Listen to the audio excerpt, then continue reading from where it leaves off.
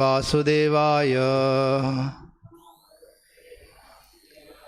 ओम नमो भगवते वासुदेवाय।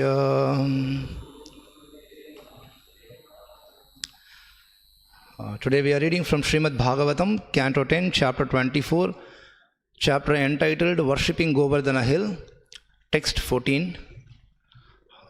Please repeat after me. Asti Chet Ishvaraham Kaschit Phalarupi Anyakarmanam Kartaram Bhajate Saham Api Na Hi Akartuhum Prabhuhum Hi Saham Asti Chedishvarah Kaschit Asti Chedishvarah Kaschit Palarupyanya Karmanam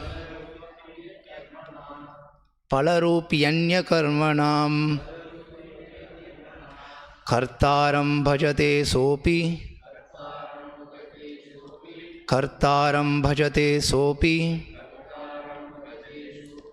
Nahyakartuf Prabhurhisaha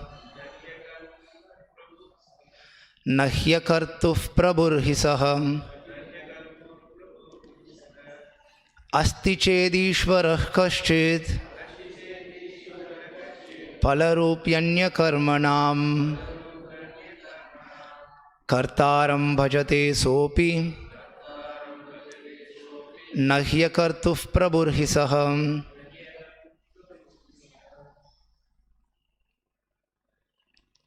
Anybody? Asti Chedishvarah Kaschit Palarupyanya Karmanam Kartaram Bhajate Sopi Nahyakartuf Prabhurhisaha. Matajis.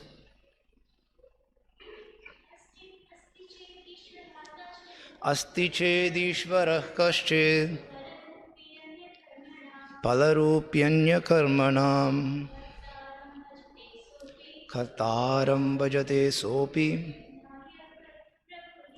Nahyakartuf Prabhurhisaha. Asti, there is.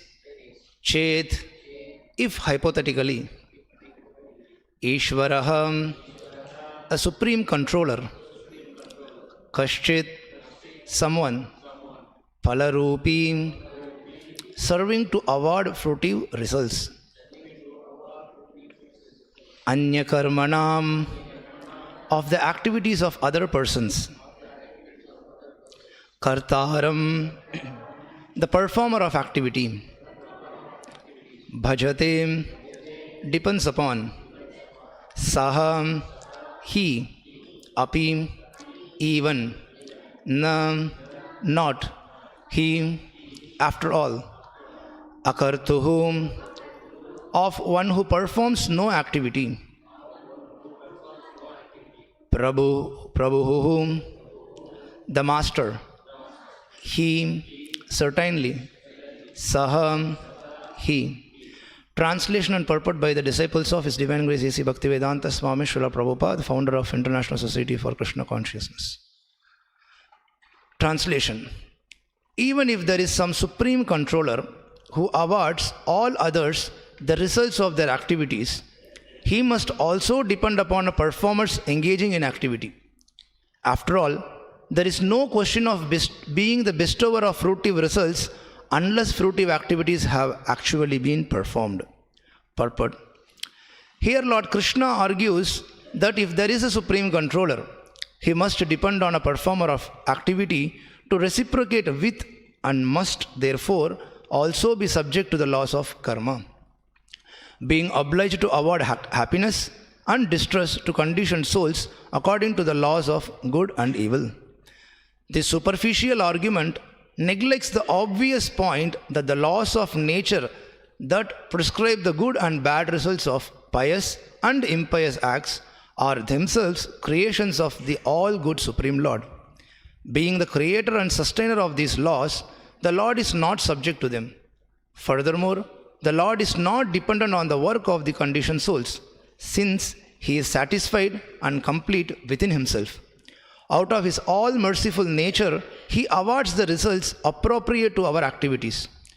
That which we call destiny, fate, or karma is an elaborate and subtle system of rewards and punishments meant for gradually encouraging conditioned souls to evolve to the stage of perfect consciousness, which is their original constitutional nature. The Supreme Personality of Godhead has so dexterously formulated and applied the laws of material nature, governing punishment and reward for human behavior, that the living being is discouraged from sin and encouraged towards goodness without suffering any significant interference with his free will as an eternal soul.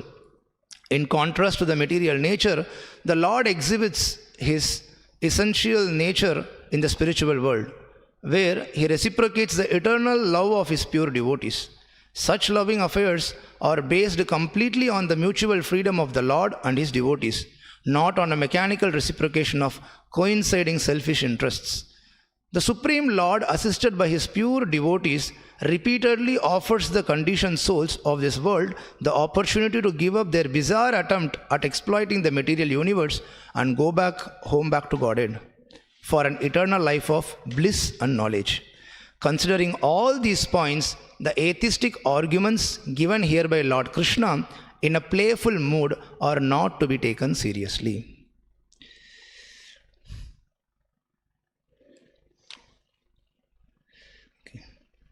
Namo Om Vishnupadaya Krishna Preshtaya Bhutale Srimate Bhakti Vikasa Swami Nitinamine. Namo Om Vishnupadaya Krishna Preshtaya Bhutale Srimate Bhakti Vedanta Swami Nitinamine. Namaste Saraswate Deve Gauravani Pracharane Nirvishesha Shunyavadi Paschatya Deshatarane. Jaya Shri Krishna Chaitanya Prabhu Nityananda Shri Advaita Gadadara Srivasadi Gaura Bhakta Vrinda. Hare Krishna Krishna Krishna Hare Hare Hare Rama Rama Rama Hare Hare. Hare Krishna. So the last line of the purport is very interesting, that you don't hear this much, that don't take the instructions of Krishna seriously. Generally that's what people they do, and we tell them no, take the instructions of Krishna seriously, but here we see it's very interesting. And actually if you see this verse, how it begins, it's really very amazing how Krishna is smart in everything. Asti ched Ishvarah Kaschid. And the word by word you can see, chet means if hypothetically. If hypothetically there is a God. In case if He exists. Who is speaking that? The Supreme God Himself is saying, if there is a God. So I said it's very interesting because from the scriptures, from the Acharyas, we hear about this human-like pastimes of Supreme Lord.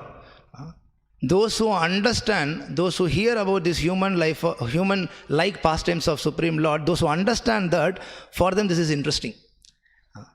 Those who cannot understand these kind of pastimes, for them these are bewildering. Right in the first canto of Srimad Bhagavatam, right in the first chapter, Shukadeva Goswami, when he's narrating, we can see, this is in the first chapter. So there you can see, Bhagavatam, it's mentioned, Kritavan kila karmani saharamena keshava. Atimartyani bhagavan guda kapata manushaha. Very clearly it is mentioned, Atimartyani bhagavan. He is Bhagavan. Who? Saharamena keshava. So Keshava, he is Bhagavan, Krishna. He came with Rama, Saharamena. And what he is doing? Kritavan kila karmani. He is performing so many amazing activities. But Guda kapata manushaha. Guda means he has masked himself. Very nicely he has done the makeup. Makeup of what? Makeup of an ordinary human being.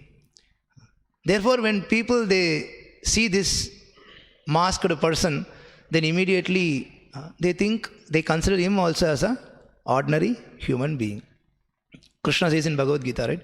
Avajananti mamudha manushim tanumashritam.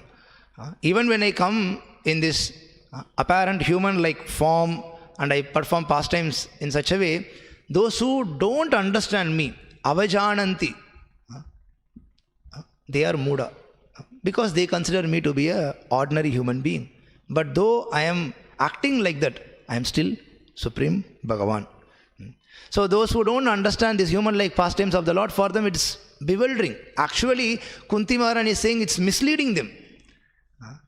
Naveda kaschid bhagavang chikirshitam. This is also in the first canto, 8th chapter, where Kunti Maharani is offering her prayers. She says, Naveda kaschid bhagavang chikirshitam taveha manasya nrinam vidambanam. Nrinam, when Supreme Lord comes in this Nrinam, human-like form, and when he is doing this human-like pastimes, for tava ihamanasya means worldly people, those who are not devotees, those who don't hear from acharyas. So for them, when they see this Nrinam, human-like pastimes of Lord, what happens? Vidambanam.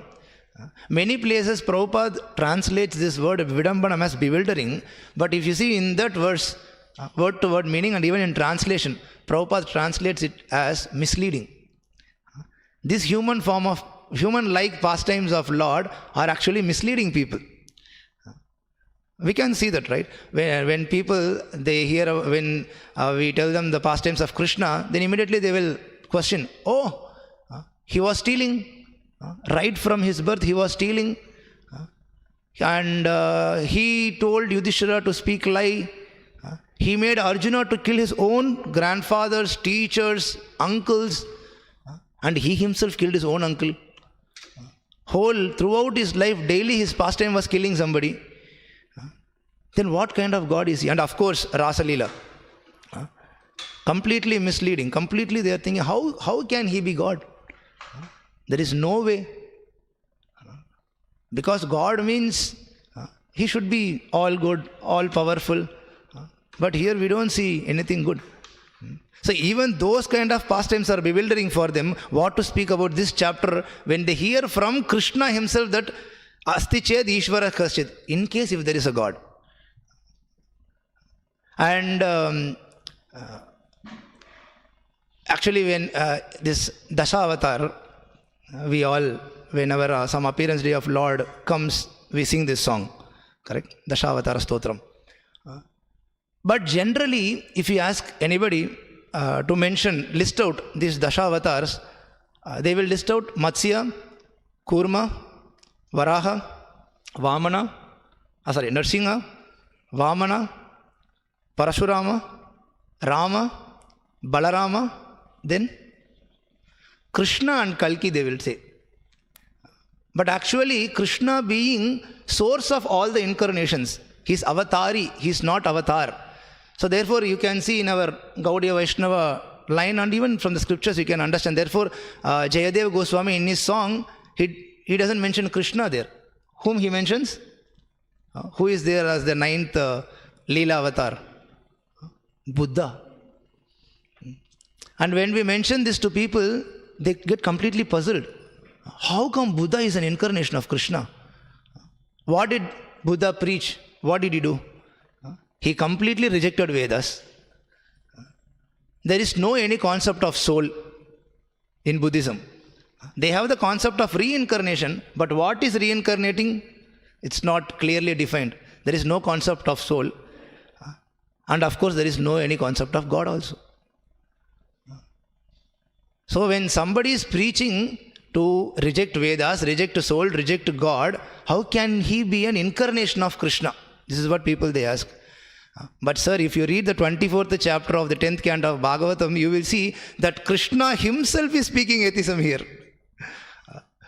So we have to hear why these things are happening. We have to hear it from disciplic chain. Otherwise we will not understand. Imagine somebody is just reading through the translations of this chapter. Then what they will say? Krishna himself is saying there is no God. In yesterday's verse, when Krishna started giving this reply, from yesterday's verse he is speaking, Shukadeva Goswami very nicely, he mentions Sri Bhagavan Uvacha. The first line of the verse yesterday we all chanted. Sri Bhagavan Uvacha, that's how he begins. But what Bhagavan is saying, if you see all those 4 lines, how the verse went? Yesterday Gurukulis were memorizing that. Karmana eva jantur. How? Sorry, I forgot. Karmana jayate jantur. Jantur means taking birth. How one takes birth? Because of his karma. Second line. Karmana eva praliyate. Why one is destroying? Why one is dying? It is due to karma. Sukham, dukkam, bhayam, kshemam. See, in between your birth and death, these are the only 4 things happening in your life. Sukham, sometimes you are getting happiness. Dukkam, sometimes you are getting distress, most of the times. Third is bhaya. What will happen? What will happen? I want actually this, but whether something opposite may happen, you are always in that fear. And sometimes kshemam, everything is safe. No need to fear.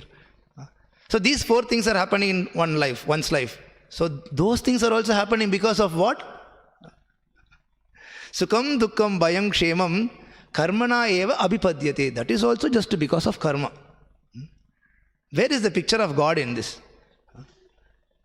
Because of your actions, you are getting some result, which is called karma. And if you get into detail of that karma, it is segregated into karma, vikarma, akarma and all. But general term karma. So, Sri Bhagavan Vacha, Bhagavan is saying, it's only karma. Because of your karma, you are taking birth. Because of karma, you are dying. Because of your karma, you are getting happiness. Because of your karma, you are getting distress. Kshemam, bhayam, everything is happening. So, where does the God come in the picture? Generally, people about Govardhan Leela, they know that Krishna lifted Govardhan hill. But Krishna, what he did before lifting the Govardhan hill, they don't know. Completely, this is so bewildering. And in today's verse, how he begins, you can see, Asti ched Ishvarah kaschid. So, he's saying, okay, I told you, it's because of karma these things are happening. But even if there is God, Asti ched Ishvarah kaschid. If hypothetically, let us consider, that means what? Actually, there is no God. But even if you are believing in God, still what can he do? He cannot do by himself anything. Phala rupyanya karmanam. Here also you can see very nicely that word is given. Where servant of, there is one word comes. In serving, okay. Phala rupi. Phala rupyanya karmanam.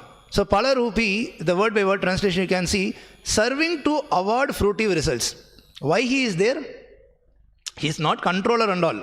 You are saying God is supreme controller, he is managing everything. No. You are doing some activity and he is simply a servant who is awarding you result for that activity. If you do good activity, he has to give you good result. If you do bad activity, he has to give you bad result. So he is simply a servant serving to award fruitive results. Phala rupyanya karmanam.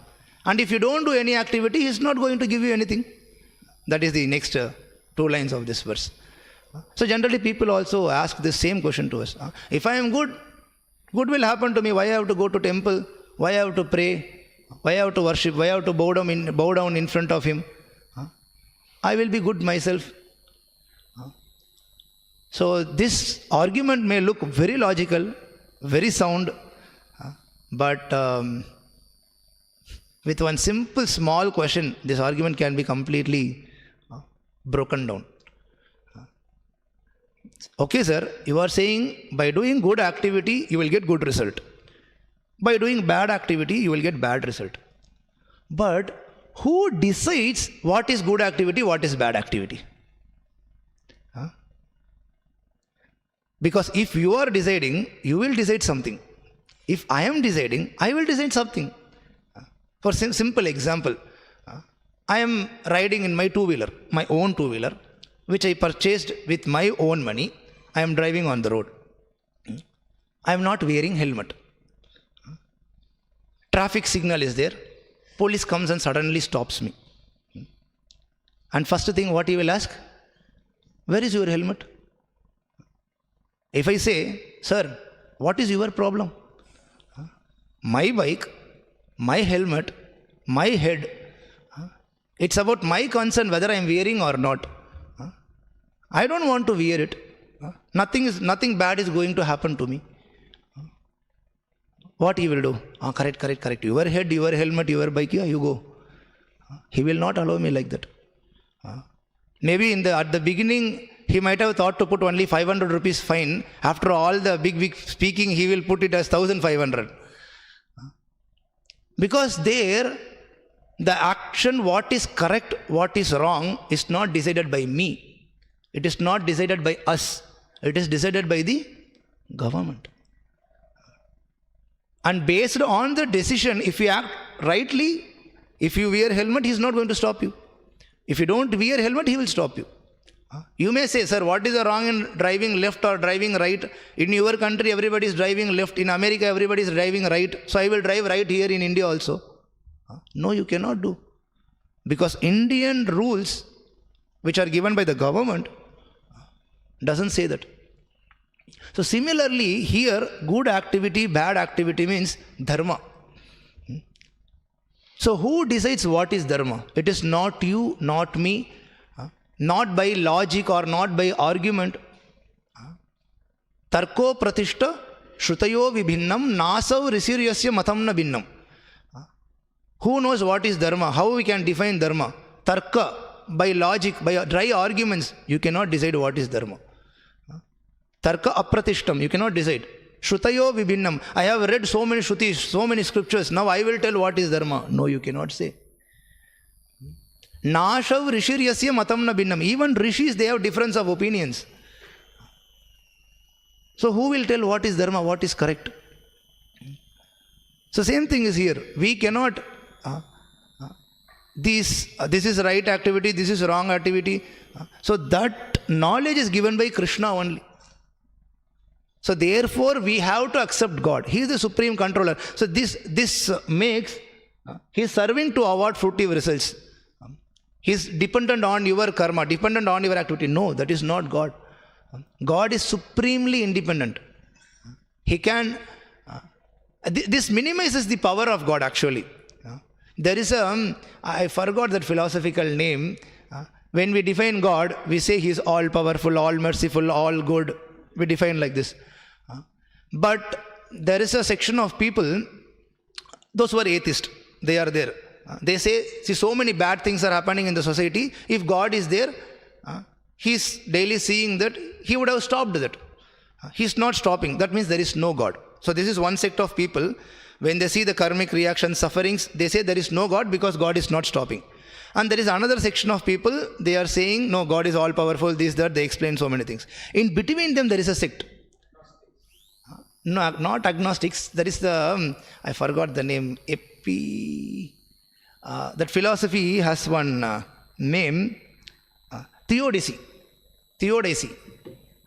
What they say is, they agree the existence of evil.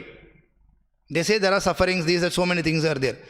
They accept God also. But how they define God is, see, you are saying God is all powerful, all good, and all merciful, all knowing, like that. But God, simultaneously, He cannot be all these things. Either He can be all good, or He can be all powerful. He cannot be both. Why? See, when people are suffering, God is seeing that, oh, so much they are suffering. Really, I want to help them. That shows that God is all good. He is feeling bad. He wants to stop their suffering. He is feeling bad for their suffering. All good. But is He able to stop their suffering? No. That means He is not all powerful. On the other hand, if God is all powerful, if He is able to stop the sufferings of others, He can do. He is all powerful. But He is not stopping. That means He is not all good. This is what they explain.